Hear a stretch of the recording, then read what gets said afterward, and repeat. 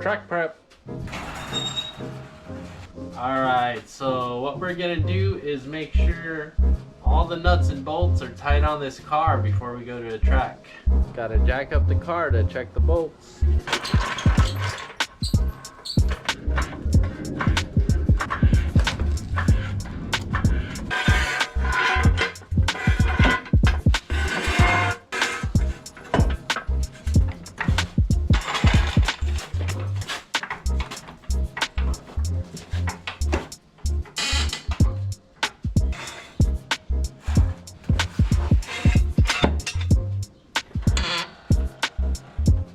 The car is now on jack stands. We're gonna start off at the front of the car.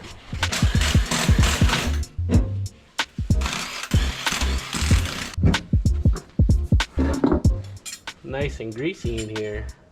While I'm at it, we'll also go through what's custom made and homemade here.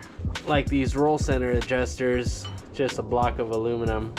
But I always like to check if these are tight. I also made these brake pads. Okay, steering wheel's locked and they're tight. I've actually had to helicoil these. Okay, let's check these tie rods. No cotter pin.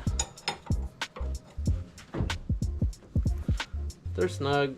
Let's check if these control arms are tight. Let's check if these tension rod brackets are tight. I've crashed and fixed this control arm like 50 times. I've extended these control arms and I had to extend this tie rod. Got these sleeves from Speedway and welded this ring. These are Cusco coilover springs from a Subaru. This is an Earls brake line that I got from a first gen RX-7. I cut and welded the stock sway bar for more clearance. I've made this tow bar bolting onto my frame rails and bumper support, which I can still remove, and this is to tow my car to and from the track.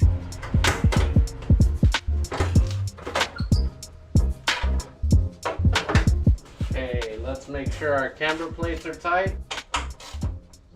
I also 3D printed these spacers and re-drilled this camber plate to fit this car. I also made those engine mounts and modified the cross member to not need an oversized bushing. Okay, so we did the driver's side. We're now going to do the passenger side.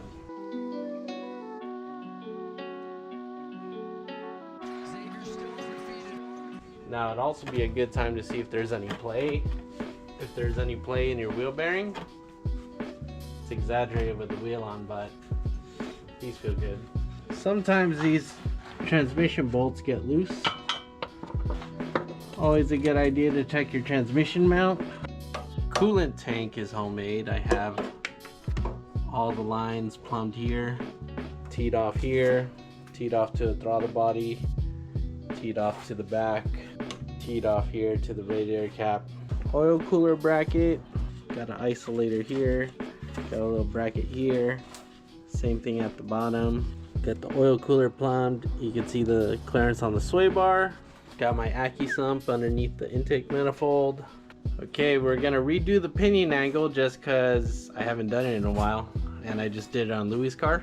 Probably can't see what that gauge says, but it says 87.5. We're just gonna match it up even though the car is not exactly zero. If it's 87.5, we should have a 2.5 tilt. We're pretty much 90. So I need to adjust the pinion to point up higher to the sky to match the driveline angle. These have some battle scars, slightly bent. I guess it's always good to redo your pinion angle. Okay, that's loosened. I always forget which one's reverse thread. Okay, to point this up to the sky, we need to shorten these links. Okay. And another rotation. Okay, 87.7. We'll do half a rotation. And then we'll do half a rotation. Okay, look at that, 87.4. Snug her up. And with this Ghetto 4 link, I ended up just drilling all the body holes to a 1/2 inch. and using standard hardware. These all have nylocks and they don't feel loose, so I'm pretty confident about that. Which brings us to the back. Chinese lateral bar, the heim joint took a dump, so I replaced it with a bushing. The welds here are from a track fix. Shift locked in the first gear, the rear end jumped up, broke this whole top link. My traction brackets, they even have this nice little bend in them, and this increases rigidity. Check out this Mercedes fuel pump, just hose clamp to the fuel strap. It's been chilling like that for like 6 years. I brazed the fitting, I think it's 1/2 inch, to a Corvette fuel filter. I was thinking about changing to a welded differential, but it's been a while since I've driven Apple Valley with a 3.9. Plus I'm really lazy. Let's check the breakaway. Could be more aggressive. I could just drain the oil and put thicker oil, but at that point I might as well swap the diff. It's cool, we'll just send it as is. I got a system. Okay, so this is my front camber slash toe, more of camber. So this is getting demoted as a rear tire, and this Longchamp is getting promoted to the front.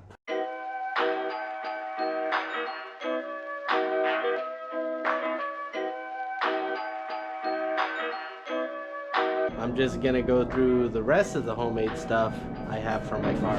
This light doesn't fit anymore because my fender's so messed up and wrinkled and potato chipped, but check out this light. This crappy fender with crappy fender flares with lots of Bondo. Here's the other side. This little coolant reservoir, that's a little loose. Good thing we're doing a bolt check. Shitty catch can. This $2 Milspec connector, which provides power to the gauge cluster and the fuel pump. Can't forget about this Harley Davidson battery. This oversized cup holder, which I only drink Monsters. This ultra low seat mount, no slider, but this is the lowest I can get the seat position without it being too funny. As you can see, these pedals have been cut and re-welded just so the height can be the same.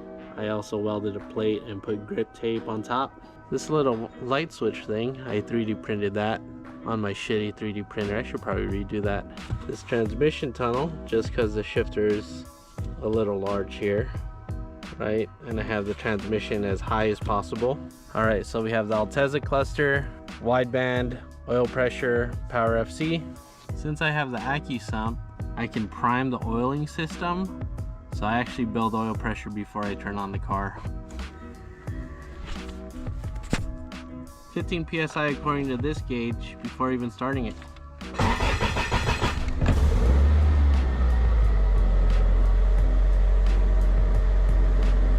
Alright, so we have our turn signals, hazards, high beam, regular lights, oil pressure, battery voltage, and temperature.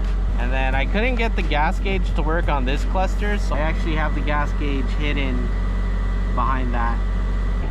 Speedometer and tach work.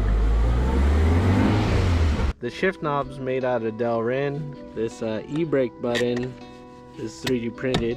Put a little O-ring on there to keep it from rattling. And these terrible Sunvisor mounts.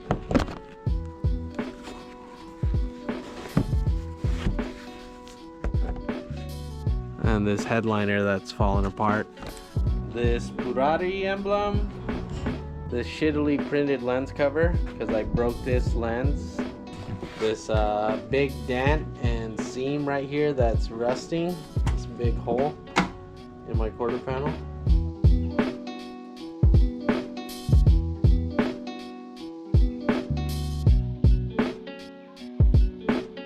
Let's wash the engine bay, let's wash the car so we can figure out if there's any new oil leaks.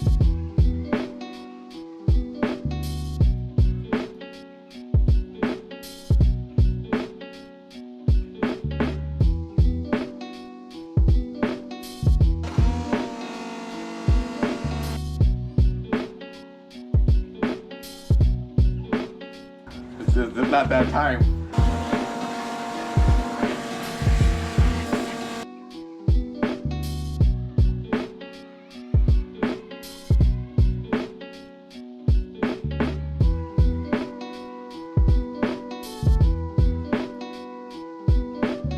Okay, I washed it just to get it dirty again. That's it for today. I'll see you at the track.